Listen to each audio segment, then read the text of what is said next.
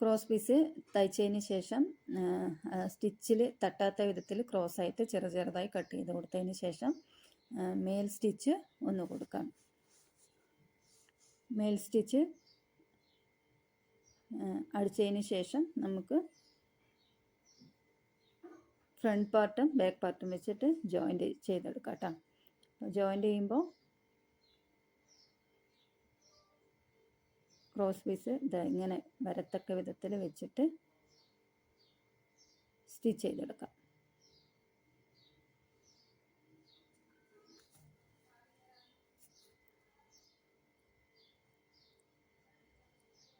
അതിനുശേഷം ഇങ്ങനെ എടുത്തതിന് ശേഷം പിന്നെ ഒരു സ്റ്റിച്ച് കൂടെ കൊടുക്കാം. ബാക്കിലെ നെക്ക്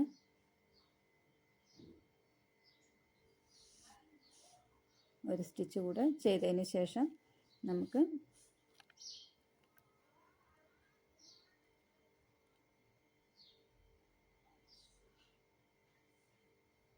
പിന്നെ സ്ലീവ് ജോയിൻ്റ് ചെയ്ത് കൊടുക്കാം കേട്ടോ. ഈ കരവശം ചെറുതായിട്ട് ഒരു 1/2 ഇഞ്ച് വലുപ്പത്തിൽ മടക്കി തയ്ക്കുക. അതിനുശേഷം ആ സെൻറ്റർ ഈ ഷോൾഡറിൻ്റെ സെൻറ്ററിൻ്റെ അവിടെ വെച്ചിട്ട് ഈ ഒരു സൈഡ് തയ്ച്ചെടുക്കുക. അതിനുശേഷം മറു സൈഡ് തയ്ച്ചെടുക്കുക. ബാക്കി വരുന്ന ചെറിയ പീസ് കുറച്ചിത്തിരി സ്ലീവ് അധികമായി എന്ന് വെച്ച് കഴിഞ്ഞാൽ അത് ലാസ്റ്റ് കട്ട് ചെയ്ത് കളഞ്ഞാൽ മതി കേട്ടോ.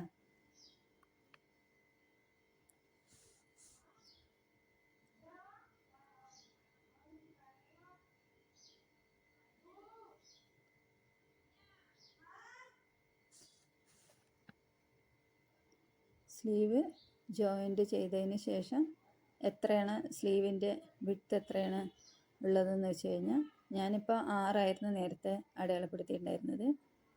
അപ്പം 6 അടയാളപ്പെടുത്തിയതിന് ശേഷം ജോയിൻ്റ് ചെയ്ത് കൊടുക്കാം.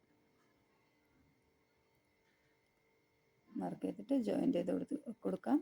അതിന് ശേഷം താഴെ മടക്കിയും തയ്ക്കാം കേട്ടോ. അത്രയേ ഉള്ളൂ.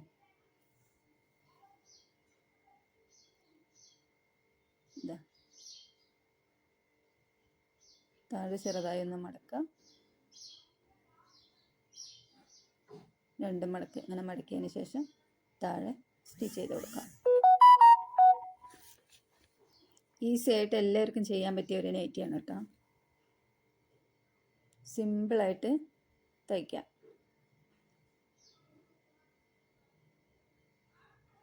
ഇത് ബിഗിനേഴ്സിന് വേണ്ടിയിട്ടുള്ളൊരു വീഡിയോ കേട്ടോ. അപ്പോൾ ഇത്രയേ ഉള്ളൂ. ഇനി പുതിയൊരു വീഡിയോ ആയിട്ട് വീണ്ടും കാണാം കേട്ടോ.